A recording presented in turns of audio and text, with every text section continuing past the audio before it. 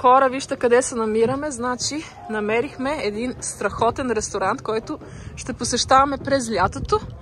А сега сядаме в градината. Да. В момента няма абсолютно никой друг, освен нас. И ние ще седнем да запишем видео. Това е единия дял. А готиното е, че виждате целия Дъблин отгоре, но сега не можете да го видите, защото вали. Но ние ще седнем в долната градина. Защото е по-завет, а вижте, доста е разхвърляно, ама това нас не ни... Да, разхвърляно, защото в момента не се използва всъщност. Ние сме единствените, които решихме, че ще бъдем в градината и всички ни гледат и ни се чудят. В градината? Сериозно? В градината? 3 пъти ни пита. А ето е градинката. То е затворено, в смисъл студенко е. Няма отопление, но не може да ни навали. И има още доста масички, ето. Така. Злати, коя се избираш? Наша защита е само за непушачи. Тази, много е приятна. Добре. Проба, 1, 2, 3, пицата гори и картофките изстиват бързо. Да, и чая, вероятно. Добро утро на всички. Здраве! 6:40 сутринта е, както виждате, изгрява слънцето. Намираме се в нищото, но е голяма героотия, ще разберете след малко. Да, по-към планината сме, да, имаме страхотна гледка и в помещението до нас гледат матч. Кряскане, бряскане, да знаете, че... Нормално е, днес играят Англия и Ирландия, тъй че е много важен ден. Днешното видео ще бъде отговори на въпроси, поставени от Петя Петкова. Благодарим много за въпросите, Петя. Можем да изброим първо въпросите и после ще ги отговаряме. Нали? Да, разбира се. Да. Първият въпрос е свързан с храната, т.е. за млякото. Кажете за млякото и млечните продукти колко е вкусно, след като е толкова зелено там. Какви са цените? Има ли мляко като нашето? След това, правите ли си таратор? Тя пита също. Говорите с правилния човек всяка вечер. Да. След това, за прословутото уиски, колко е по-различно от предлаганото в България? Каква е цената на напитките и така нататък? Защо пилешкото е внос и не се ли предлага цели пилета? Или само бучета, гърди и кои са цените. Поръчахме си супичка. Това е вегетарианска супа, сладък пържен картоф, чай, както обикновено. Злата си поръча пица и пържени картофки. Така, значи започваме с млякото. Кажете за млякото и млечните продукти колко е вкусно, след като е толкова зелено. Ами така, да почнем, като казваме за мляко, да почнем с прясното мляко. Прясното мляко си е тотално ирландско. Те имат доста крави. Така, да. Предполагам, мандрите се събират млякото и си е тукашно. Ако питате за кисело мляко, обаче те нямат кисело мляко. Просто не им се случва кисело мляко, защото нямат бактерията за подхвасване. Но като цяло млякото се е от тях. Да. Този кашкавал, който те си го правят и те си го обичат много. Много са познати по чедър кашкавала. Той е като кашкавала, който го знаете вие, но е един силен вкус. Ще ви покажа тук една снимчица как изглежда. Да, но ако сте пробвали чедър, знаете за какво говорим. Както да споменем ли и за маслото? В смисъл, те си правят и от тяхното мляко, тяхното маслото, между другото, тяхното е страшно също популярно и имат много добро масло. Чак дори знам, че в Америка някои хора изключително само търсят ирландско. Между другото, в България и аз само това купувам. Аз даже не знаех, че е ирландско допреди да дойда. В този музей за обработка на масло, нали, как са правили масло преди се създава своите, той някъде там към Корк ми се струва. И още от много години е много популярно тяхното масло. Млякото им, това, което е в тетрапак. Не за картонена опаковка става. Просто не им е най-страхотно. Също като млеката в България. Малко по-добре е от българското. По-добро е, вероятно, но лошото е, че то всичко е извзето. Например, като примерно всеки, който си е взимал, така да кажа, мляко директно от кравата, ви става ясно за каймака, който е 2-3 пръста, ама той от него в крайна сметка се прави масло, т.е. чисто технологично те го извличат за производство на масло и затова просто става самото мляко един вид по-воднисто, така да ви кажа. Не е това гъстото мляко. А иначе млякото, което е в бутилка пластмасова, по-добро ли е от това, не, което е в... същите са. Така че... Ако има къде да се купи директно фармерско мляко, да, това сигурно ще е по-добре, но ние в определено. Дъблин нямаме тая възможност. Между другото имаме крави срещу нас, аз няколко пъти се бъзикам с Доаз да ходим да ги издуем 2-3 пъти. Ние Да, лично такъв не знаем, кръга може сега. някакви ирландци да знаят откъде може да се купи примерно домашно мляко. И той в Дъблин не може да няма... Сигурно има някъде. Предполагам, има, ама ние просто не сме се интересували. Айде така да го кажа. Какво беше другото? Кажете за млякото, Цените. млечните. Доста ефтино, по-ефтино мисля, че от България. В момента не знам в България каква е цената на прясното мляко. Тук е лев в България беше 2 и нещо. Лева? 2 лева и нещо. 2 лева и нещо. Значи директно ви казвам, 1,05 евро ви струва 1 литър прясно мляко, което това е най-добрата цена, в Lidl се намира. Преди пластмасовата беше по-ефтина. Това е за литър, ние говорим, нали така? Да, на литър, а сега не знам по-скъпа е. Знам, че е по-скъпа, аз затова спрях да я купувам, между другото. Не съм стиснат просто едно и също мляко, а цената му е различна. Маслото не е ефтино, но купуваш доста голямо... Половинката е около 3,60. Преди, сега не знам колко е. Да, но не е и скъпо да ти кажа честно. Ама не е скъпо. Не. Той в България не е ефтино това масло. Да, не ми се струва скъпо. Не е скъпо маслото. Ако сравняваме България и Ирландия, гарантирам ви качеството ви казваме наистина страхотно. Да. Масло. Особено тия две марки, дет ние ги купуваме, тук ще ги спишат точно за тях. Да. То това е масло. Леко има сол вътре. Подсолено. Да. Другото, което тя пита е, правите ли си таратор? Злати си прави много често таратор. Сега, много често. С какво си мляко си го правиш? Имате два варианта между другото. Които на мен са ми харесали. Да. Първият вариант е малко ще ви се различава на вкус от българското, е да пробвате. Ти може да го поставиш тук. Грик йогурт. Отново от Lidl го купувам. В момента е на 1,79 кофичката, много която голямо. Е 1 кг. Да. С една кофичка от 1 кг, една краставица, 3 или 4 скелетки чесън, зависи как харесвате. Там вече си добавяте копър, който иска и магданоз. И добавям горе-долу около 500 грама вода и става страхотен таратор. Този е с който аз свикнах тук в Ирландия. Но ако искате да си направите баш хубав български таратор, има в Дъблин 2 български магазина. Не този, който е най-популярният, си познавате. Този новия, другия, който се намира в Дъблин 12. Оттам си купувате едно бурканче, половин килограми, пише кисело мляко смес. То е биволско и краве. Обаче цената му е около 2-3 евро, ама няма значение, да не ви притеснява това. И ще си направите с това кисело мляко тотален български страхотен таратор. Да, между другото, магазина се казва Taste в България, мисля, че. Добре, тя ги знае. Да. Аз знам къде се намират имената, ни помня. Ти си беше направил преди 2 дни дословно яде таратор, нали така? Да. Аз седмицата минимум 2 пъти си правя. Да. Обаче най-често си правя с това лидълското, защото просто е близо до нас да си купя. Макар че в момента тя знае, имам едно бурканче кисело мляко, което си е българско. Да. Аз не правя, защото просто съм отвикнала, аз живях в Хърватия 15 години и там нямаше баш кисело мляко. Те имат йогурт, който някакси ми се струва, че не би излезнал баш много добре. И отвикнала съм, не знам какво да ти кажа. Но сега като си бях в България, ние ядохме таратор толкова много и бях казала, като дойдем тук ще си правим таратор. И ще правя, но някакси че ли по-ми пасва за по-топло, към лятото. Сигурно ще правя през лятото и даже и преди лятото, да почна като се топли малко.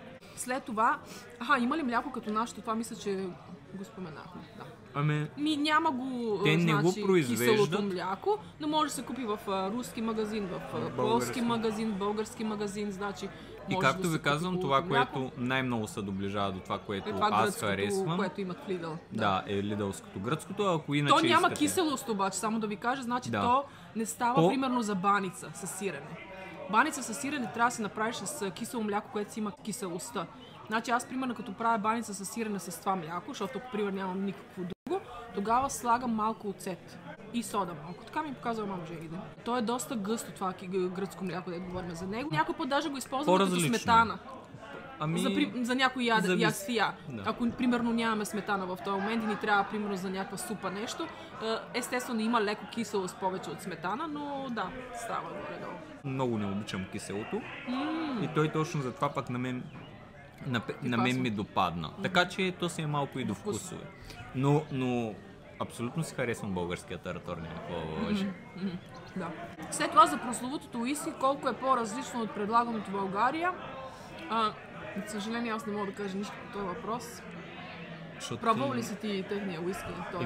Как му се викаше? Джеймсън, да, всичките. Пробвал си го? Значи, не знам дали знаете, в България се произвежда уиски за Ирландия. Джеймсън? Доста голямо количество уиски се произвежда, но проблема е, че това, което е на българския пазар, няма нищо общо с това, което произвеждат за тука. Те го правят, имат технологията, да. Уискито им е страхотно. Някакво се лъжим. Купи си от тук от магазин уиски, то е 10 пъти той е уиски. Те нашите, няма да ви казвам как ги правят. Всичко там е оцветители, овкусители, го докарват един вид от спирт. Да. Вярвате ли или не? Съжалявам, че ви го казвам за тия, които не знаят. По-добре си купуйте водка. Ако е така с алкохола, какво правиш с другите неща? Е въпрос също. Къде? В България? Всичко е фалшив момент. Те българите знаят, тъй че. Яще от градината. Разбира се. И пийте от градината. По-добре. Какво друго беше? Каква е цената на напитките? Много е скъпо, ако отидете вънка да пиете. Значи, цените бяха преди като дойдох. Слушай. Отиваш и си поръчваш, те му викат pint, значи чаша бира, обаче е голяма, значи не пия бира. Беше 7 евро, като дойдох аз. Примерно някой, който си пие бира, примерно ако си поръча 4-5 и брате мили, доста излиза. Сега обаче струва 9 евро. Слушайте това нещо, да. Честит. Да, но сега са почнали да продават и half pint, половин pint, но е 7 евро, значи не е някаква огромна разлика, разбираш ли? Но очигледно, защото е скъпо за хората и вече са почнали по половинки да ги продават. Той в България е скъпо, затова като ходиш да сядаш, примерно на ресторант, си поръчваш една голяма ракия и от джоба вадите да доливате.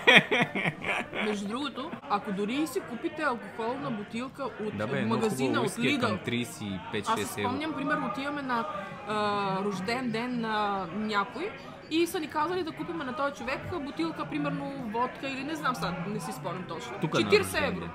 Да, толкова са, нали съм текила или каквото ще е, значи 40 плюс евро. Сега не знам колко е уискито, той е Джеймсън, обаче по-големи. 40 вероятно някъде. Ние не пием алкохол. И ако примерно взимах в месеца по една бутилка, ще да знам цените, ама... Ние пиехме вино, червено вино с долас преди. И горе-долу около 10 евро излиза една бутилка, така по-хубаво вино, значи 10 до 12 евро. Има някакви ефтини вина, примерно 6 евро в Lidl, но то е някакво, нали знаеш, то не е вино. Смисъл, да. Но не пием вече доста дълго време, така че не знам дали е много увеличен, но в смисъл не знам дали нали ви бях взел от вашето 14,75 беше последно. Значи цените и тук растат. След това, защо пилешкото е внос и не се ли предлагат цели пилета? Пилешкото не е само внос. Има доста фермерско пиле тук, но има и доста внос. Много е внос поради... Може би няма достатъчно. Примерно, ако ти имаш кокошки, ти трябва да храниш с зърно. В тази държава зърно не расте само трева. Разбираш ли?